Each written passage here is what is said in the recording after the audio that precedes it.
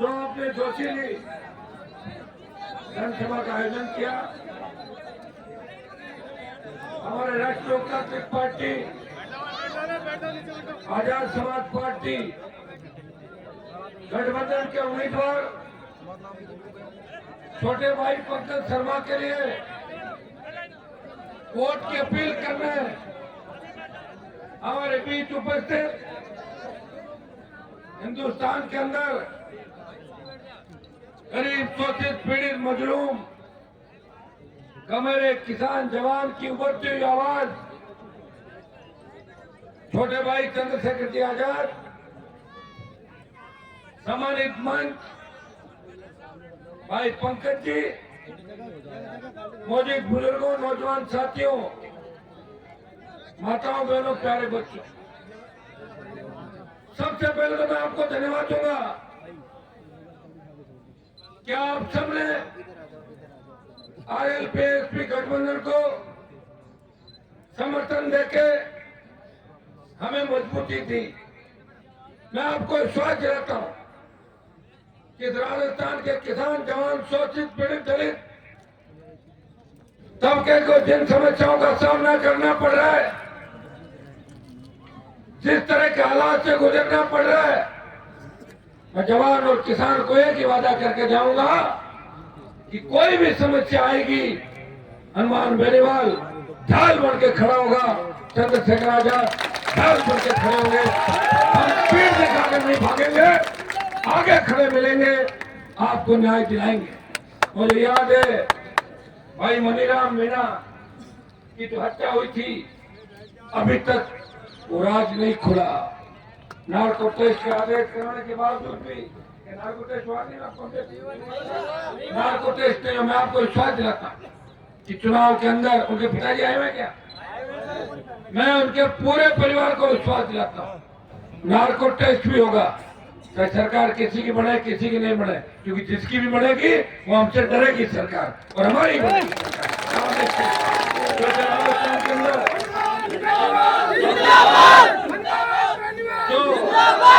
जो हालात बने, न कांग्रेस की आंधी चल रही है, न भाजपा की आंधी चल रही है, आंधी चल रही है जवानों ने जो हुंकार भरी है परिवर्तन, किसान के बेटों के परिवर्तन के आगाज की धरती पुत्र इस बार राजस्थान में बदलाव चाहते हैं। बाबा साहब के अनुयायी जय भीम के नारों के साथ राजस्थान में बदलाव चाहते हैं। तेजाजी महाराज देव भगवान के अनुयायी किसान कौम के बेटे प्रदेश के अंदर परिवर्तन चाहते हैं। मैं इतना ही विश्वास आपको दिलाता हूँ कि प्रदेश के अंदर पिछले 25 साल के अंदर जो हालात हुए, जिस तरह राजस्थान के माथे पे अपराध की कालिक पोती गई, पेपर लीक की घटनाओं ने इस राजस्थान के जवान को, किसान को आहत किया, राजस्थान के उस हर छात्र बेरोजगार को आहत किया, उसे पीड़ा दी कि परीक्षा सही होगी कि नहीं होगी। मैं विश्वास दिलाता हूँ कि जितने भी पेपर गिरो पड़े हुए हैं, जिन नेताओं का, जिन अधिकारियों का संरक्षण है, नया आयोग बना के सारी फर्जी भर्तियां जो भी राजस्थान के अंदर हुई उनकी जांच करा के उनको सलाखों के पीछे डाल देंगे, ये विश्वास मैं आपको दिलाता हूँ। भाइयों, प्रदेश के अंदर कांग्रेस आखिर भ्रष्टाचार के अंदर डूबी हुई थी, कोई सरकार गिरा रहा था, कोई होटलों में सरकार बचा रहा था, भाजपा मौन थी, बीजेपी देख रही थी। भारतीय जनता पार्टी ने एक भी आंदोलन 5 साल में राजस्थान के अंदर नहीं किया। अभी मुझे कोई बता रहा था कि कोई रोड शो करने पे यहाँ आया हुआ कोई रोड शो, कौन आया हुआ? बहुत बड़ी बात है।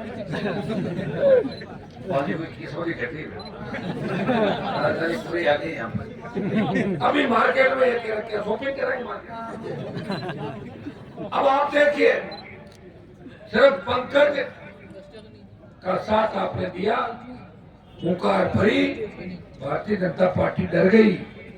अब तो स्मृति ईरानी आई है, कल अगर आपने और मजबूती दिखा दी मुझे लगता है परसों मोदी खुद ही आ जाएंगे यहाँ।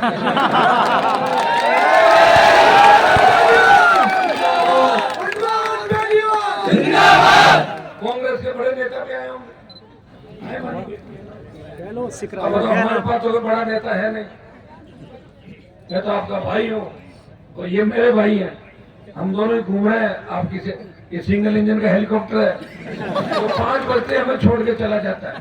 क्या मैं रिस्क नहीं लूंगा। बोल रहे यार छोड़ दे, बोले ना ना ना, इसका जुगाड़ भी बड़ी मुश्किल से होगा। 4 महीने पहले इसका जुगाड़ हो जाता हेलीकॉप्टर का तो काफी जगह उपस्थिति दे सकते। वैसे हम कोई नए नहीं आपके बीच। मैं हमेशा 25 साल से आपने मेरा संघर्ष देखा। राजस्थान देश का सबसे बड़ा राज्य है क्षेत्रफल की दृष्टि से, लेकिन करीब करीब भूभाग के अंदर विश्वविद्यालय की राजनीति से लेके विधानसभा का सफर और लोकसभा का सफर। जब मैं विश्वविद्यालय के अंदर था, पानी कोई दोसा महुआ इस इलाके के किसान के बच्चे, चाहे वो गुजर हो, चाहे मीणा हो, चाहे ब्राह्मण हो, चाहे बेरवा हो, चाहे रेगर हो, हनुमान बेनीवाल को हमेशा आज से 25 साल पहले जयपुर में मजबूती देते थे। जब मैं विधायक बना, विधायक बनने के बाद मैंने लड़ाई लड़ी पूरे राजस्थान की। मैंने ये नहीं कहा कि मैं विधानसभा क्षेत्र में विकास करूंगा। मैंने कहा मेरे क्षेत्र में तो विकास करूंगा ही करूंगा, लेकिन इस भाजपा के आंतरिक लोकतंत्र को ठीक करूंगा। मैंने वसुंधरा को भ्रष्टाचार की देवी बता के पार्टी से बाहर आया, निर्दलीय जीता, नई पार्टी बनाई और आपको झंडा दिया और डंडा भी दिया राजस्थान। भाइयों, चाहे गुजरात से आंदोलन हो, चाहे मीणा समाज को मेरी आवश्यकता पड़ी, चाहे गुजर मीणाओं के भाईचारे स्वार्थ बढ़ाने की बात हो, चाहे राजस्थान में सारी जातियों के बीच स्वार्थ की बात हो, तो प्रदेश के अंदर जातीय संघर्ष की स्थितियां पैदा हुई, हनुमान बेनीवाल वहां जाके खड़ा हुआ, अपनी जान की परवाह नहीं की, आपको लड़ने नहीं दिया, भाईचारा कायम किया। आपने देखा होगा जब तीनों कृषि बिल आए थे तो उत्तर भारत के अंदर जिस व्यक्ति की सबसे नई पार्टी थी, वो चाहता तो मोदी की सत्ता का आनंद भोग सकता था। उसने कहा मेरे भाई तकलीफ के अंदर है और भाई तकलीफ में है, और भाई के भाई काम नहीं आया, वो भाई किस चीज का, वो भाई किस काम का। हनुमान बेनीवाल ने सत्ता छोड़ी, 70 दिन सड़क पर संघर्ष किया और जब सेना को ठेके पर दे दिया, एकमात्र देश का सांसद, लोकसभा ऑल पार्टी मीटिंग और जोधपुर में 2 लाख जवानों की रैली करके मोदी को चेतावनी देता है, मैं आ रहा हूं दिल्ली की तरफ, तैयारी करो, परिणाम ये हुआ। पहले 25% अग्निवीर भर्ती करके 75% वापिस भेज रहे थे, संशोधन हुआ 50% रखेंगे, 50 वापिस भेजेंगे। अगर आपने भाजपा को हरा दिया इस सेमीफाइनल के अंदर और हमें फाइनल के अंदर पहुंचा दिया, भाइयों अग्निपथ भी वापिस होगा। ERCP जो संजीवनी है ईस्टर्न राजस्थान की, उसका मामला भी दर्जनों बार लोकसभा के अंदर उठाया हनुमान बेनीवाल ने। हमें प्रदेश के अंदर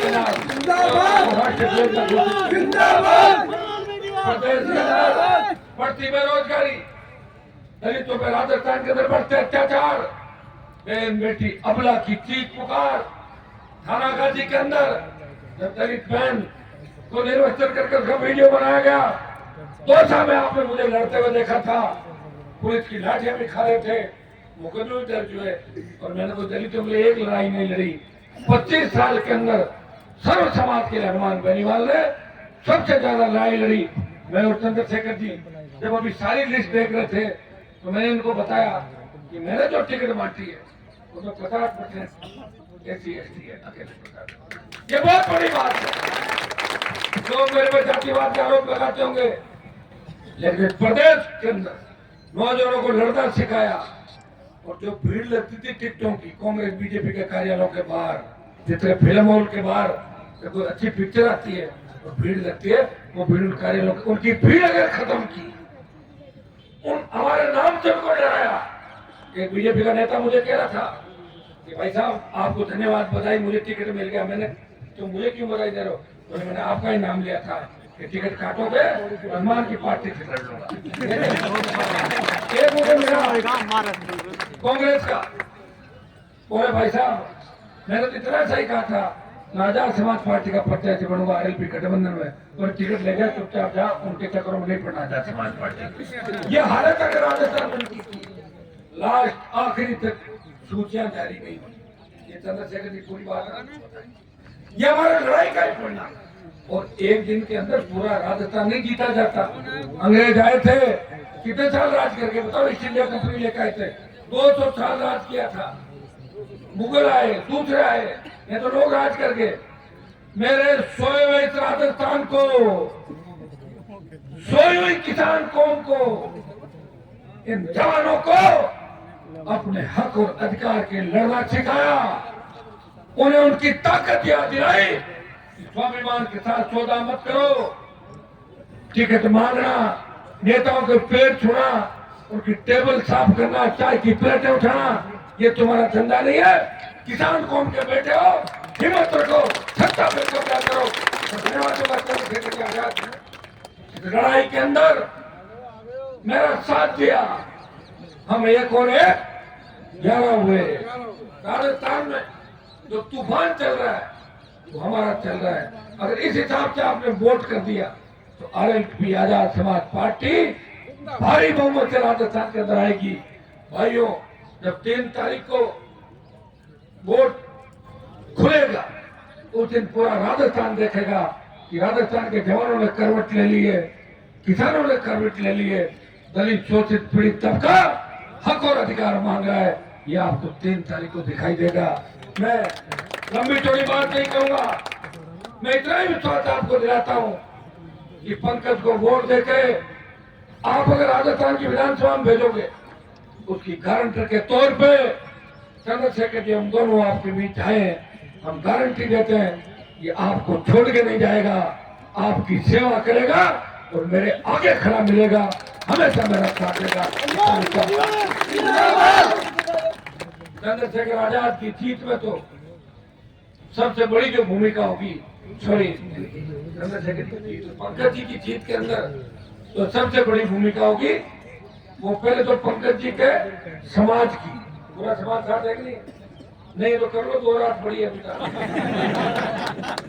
और सेकंड जो होगा वो चंद्रशेखर जी आजाद को सह जाए, करोगे नहीं करोगे मदद?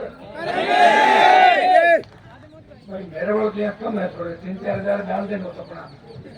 और वैसे मैं तो सबका हूँ, लेकिन वो लोगों ने मुझे 5 रखा, फोन करते हैं भाई साहब आप ये प्रोग्राम करो, जाटों को 15,000 वोट के। मैं जाटों को ही देता हूँ, बाकी की लड़ाई लड़ रहा हूँ, कोई लड़ाई नहीं है। मैं तो हर कौम की लड़ाई लड़ रहा हूँ, हर वर्ग की लड़ाई लड़ रहा हूँ। टोल मुक्त की बात करता हूँ, तो क्या टोल एक कौम थोड़ी देती है, सारी देते हैं।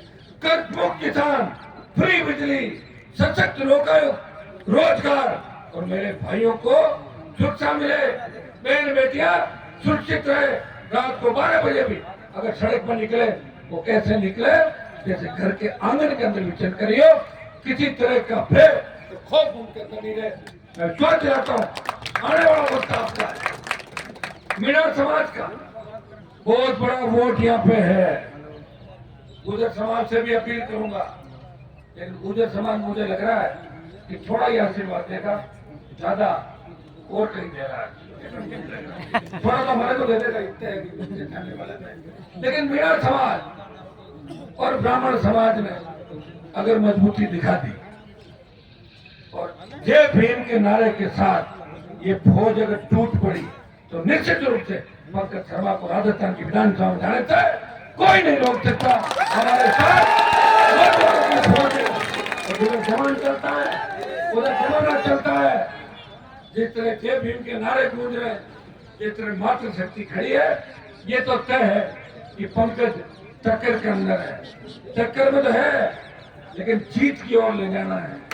आप 5 दिन तय कर लो कि प्रत्येक व्यक्ति या चुनाव ये समझ लो कि चंद्रशेखर आजाद लड़ रहे हैं, चुनाव ये समझ लो कि आपका भाई हनुमान लड़ रहा है, पंकज लड़ रहा है, जवानी लड़ रही है, किसान लड़ रहा है, शोषित लड़ रहा है।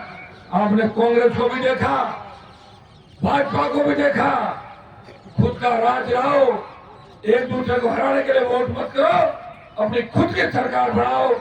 2-4 जोरदार मैं जयकारे लगाऊंगा, आप मेरे पीछे लगाना। राष्ट्रीय लोकतांत्रिक पार्टी, आजाद समाज पार्टी, गठबंधन जिंदाबाद जिंदाबाद जिंदाबाद। जय भीम जय भीम, जय देवनारायण भगवान, जय तेजाजी महाराज, जय तेजाजी महाराज, जय मीन भगवान, जय मीन भगवान, जय